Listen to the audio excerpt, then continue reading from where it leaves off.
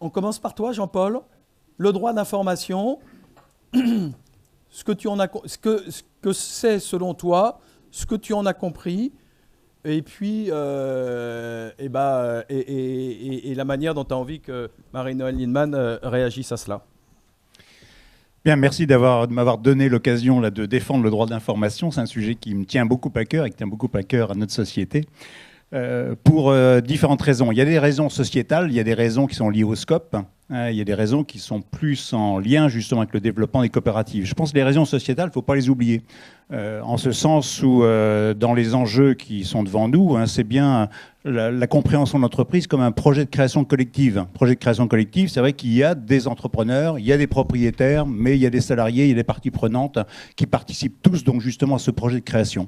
Donc, ce qui veut dire que lorsqu'il y a une cession d'entreprise, c'est vraiment un événement majeur pour l'entreprise qui va concerner celui qui va céder, bien sûr, l'entrepreneur qui cède, propriétaire, mais qui va concerner aussi, nous semble-t-il, je crois que c'est une opinion très largement partagée ici, même unanimement partagée, qui va concerner aussi l'ensemble des salariés de l'entreprise. On l'a bien vu dans le film, là, Isa, en ce sens où ça peut être naturellement ce projet de reprise, peut être l'occasion de deux choses. D'un côté, soit c'est un autre repreneur qui reprend, ce qui veut dire que les conditions des salariés peuvent bouger. Il y a des investissements qu'on peut faire ailleurs. Je crois dans le film publicitaire, quelqu'un indiquait donc justement une délocalisation de l'entreprise de Limoges jusqu'à Varsovie, par exemple. Donc il y a des choses qui peuvent changer. Le prix de reprise aussi peut changer également, aussi beaucoup des choses, en ce sens où plus il est élevé, plus on va demander donc à l'entreprise de cracher aussi du cash pour pouvoir rembourser donc justement les emprunts. Donc c'est un élément donc, qui nous paraît particulièrement important que les salariés soient directement interrogés. C'est important aussi bien sûr pour le mouvement Scope, en ce sens où c'est la possibilité de faire émerger un projet alternatif. Donc ce projet alternatif, c'est-à-dire est-ce que les salariés sont eux-mêmes intéressés dans la reprise d'entreprise? On l'a bien vu dans le film donc Isa. Est-ce qu'ils sont interrogés par ce projet-là? Est-ce qu'ils veulent s'investir? Donc c'est un mouvement accélérateur aussi d'entrepreneuriat collectif, j'allais le dire. Et ça me paraît aussi un élément extrêmement important par rapport à ça. Alors, je ne sais pas s'il faut que je fasse un résumé très rapide pour rappeler quand même les conditions de la loi. Il y a deux catégories. Très rapide. Dans les entreprises de plus de 50 salariés, il y a une obligation qui existait déjà, c'est d'informer le comité d'entreprise du projet. Maintenant, c'est d'informer l'ensemble des salariés. Donc, on va au-delà du comité d'entreprise et avec un délai donc, de 2 mois avant le closing, ce qu'on appelle le closing de l'opération. Et ce qui est particulièrement nouveau, c'est que dans les entreprises donc, de moins de 50 salariés, il y a maintenant cette obligation également d'informer donc, l'ensemble des salariés pour de leur demander leur avis, simplement aussi, mais surtout faire émerger derrière d'éventuelles possibilités de reprise. Donc il y a un effet qui nous paraît aussi très important, économique, c'est-à-dire c'est aussi la sauvegarde de l'emploi et c'est la pérennité de l'emploi, ce sont les territoires également qui sont en jeu. Donc la question, alors pour revenir à la question à Mme Lienemann, c'est derrière, le problème va beaucoup se poser pour les petites entreprises. On sait, donc, il y a pas mal d'entrepreneurs ou de gens du MEDEF qui sont montés au créneau sur cette question extrêmement politique. Je me souviens d'un débat avec Thibault Langsade là-dessus qui était assez chaud. Comment va-t-on s'y prendre justement pour vérifier que les salariés sont bien informés? Comment est-ce qu'on peut faire vivre justement ce droit d'information? Bonjour à toutes et à tous. Ce sujet de l'information et de la transmission et de la reprise est celui qui est le plus tendu dans le débat parlementaire. C'est celui qui fait le plus débat et celui qui pose ici ou là des questions constitutionnelles. Donc au Sénat, le gouvernement avait effectivement fait la proposition telle que vous l'indiquez, avec quand même une très très forte mobilisation sur la thématique du secret des informations qui doivent être transmises. En même temps, on sait quand même que derrière ce secret, donc il est bien rappelé que les salariés doivent garder la confidentialité. On sait aussi que derrière ce secret se joue, alors je m'excuse, je vais être un petit peu brutale, mais il y a quand même beaucoup de dessous de table dans les transmissions d'entreprises en France. Et on le sait par quelques personnes qui se sont trouvées à vouloir racheter. et qu'il n'y a pas simplement le secret pour les salariés et les concurrences. C'est qu'à partir du moment où il y a une certaine transparence des prix de transmission, il y a d'autres personnes qui peuvent dire « Ah bon, si c'est ce prix-là, vu qu'il n'y a pas les dessous de table qui sont annoncés, ça devient intéressant. » Donc, vous voyez, il y a quand même des grosses choses qui se jouent là derrière. Alors, on a tenu bon sur l'obligation d'entrée pour les petites entreprises avec un délai. Alors après, deuxième sujet, quel est le délai pour que, à partir de quand on doit prévenir la cession? Donc, quand il y a contact, c'est 2 mois. L'entreprise ne peut pas être cédée dans les 2 mois qui suivent. C'est un délai court et c'est un délai qui est à ce jour insuffisant pour que des salariés qui n'auraient pas réfléchi avant puissent monter un projet de scope rapidement. Hein.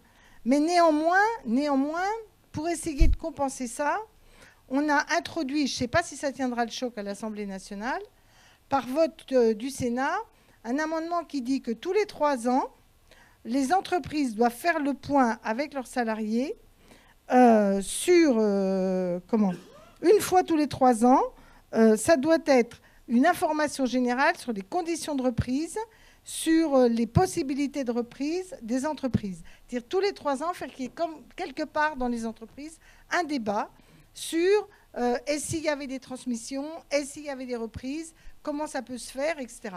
On pense que ce rendez-vous régulier va transformer le rapport des salariés, des organisations syndicales, des chefs d'entreprise à la question de la reprise de leur entreprise ou de leur transmission. Car comme le disait le monsieur tout à l'heure, tous les 15 ans, là, il y a de toute façon des rotations, des prises de bénéfices, etc. Donc c'est un vrai sujet de société, comment la France organise cette rotation de la propriété des entreprises. Alors peut-être que les 3 ans, c'est un peu, peut-être short, mais c'est le principe de rendez-vous régulier. Le 3e débat qui a eu lieu, donc je pense quand même que le gouvernement tiendra bon sur toutes les petites entreprises. Alors comment ça va se faire? Le décret, la loi ne dit pas comment on informe. Est-ce qu'on met juste un papier sur le tableau d'affichage de l'entreprise? Est-ce qu'il faut envoyer un courrier à tous les salariés? Ça, la loi, honnêtement, on ne va quand même pas rentrer dans ce détail-là dans la loi. Ça va être du réglementaire. Après, il y a un troisième sujet qui est très important. Le président de la République s'était engagé à ce qu'il y ait un droit prioritaire de reprise pour les salariés en cas d'une offre, quand il y a 2 offres, celle des salariés, et qui plus est, quand c'est pour un projet coopératif, devait être prioritaire. Alors là, on a eu des débats sans nom. Premièrement, évidemment, le MEDEF est radicalement contre. Bon, c'est clair. Après, on nous a expliqué que c'était censé être anticonstitutionnel. Pour ma part, après avoir travaillé au Sénat, j'ai les plus grands doutes sur la thématique que ça n'est pas constitutionnel. Parce que quand vous avez un paysan qui a un champ, ce champ est cultivé par une personne qui est d'ailleurs un bail ou pas de bail d'utilisation du champ. Le jour où il vend son champ, la personne qui a cultivé le champ est prioritaire.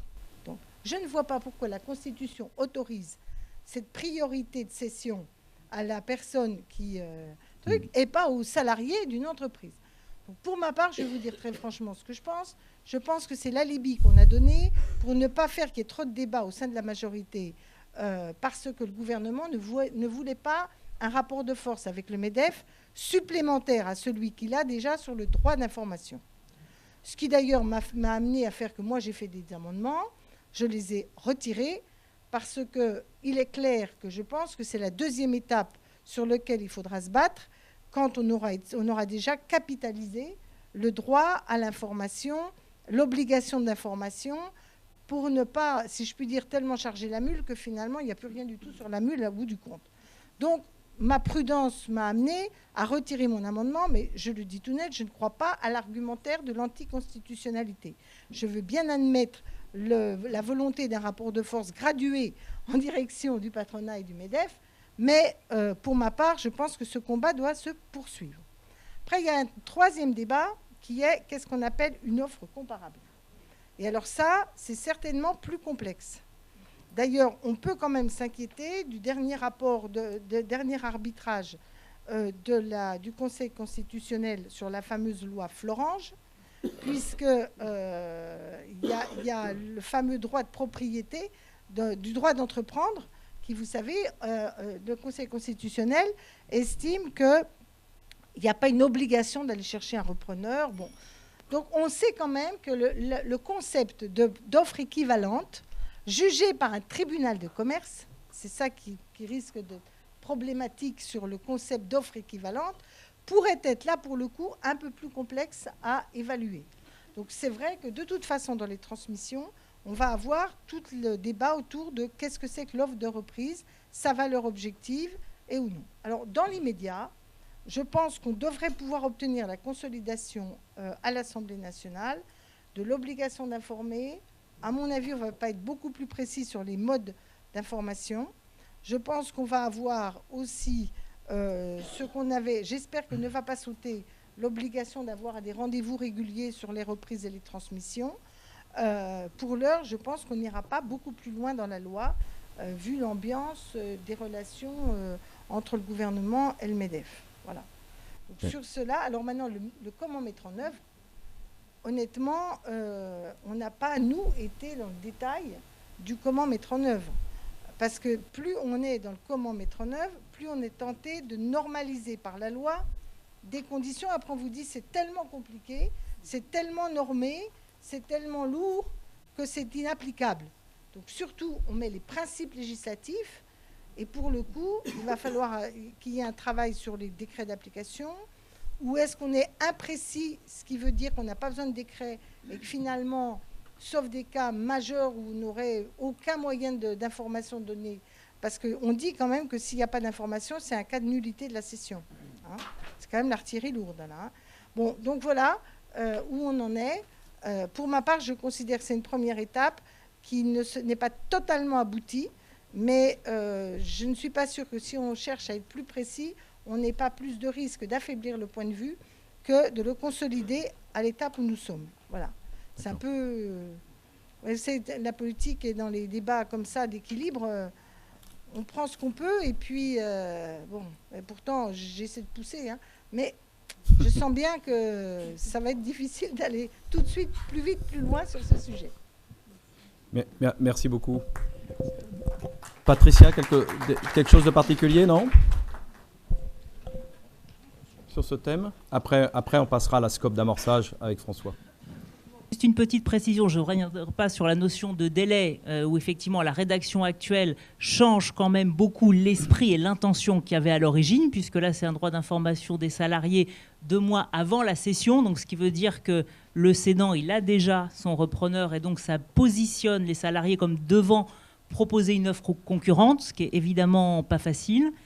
Donc on compte beaucoup sur effectivement cet ajout du Sénat sur cet échange régulier tous les 3 ans, parce que c'est vraiment là qu'il y a la notion d'anticipation et d'échange sur la transmission possible aux salariés. Une toute petite demande complémentaire, puisque la loi précise qu'il y a un certain nombre d'organismes qui sont habilités à accompagner, à renseigner les entreprises et les salariés. Il y en a plein, tout à fait légitimes, mais pas le mouvement SCOP.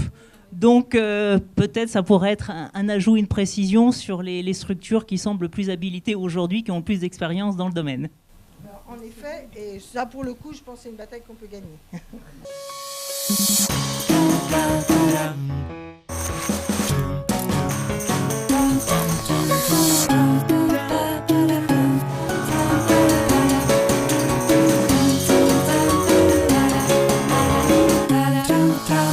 da.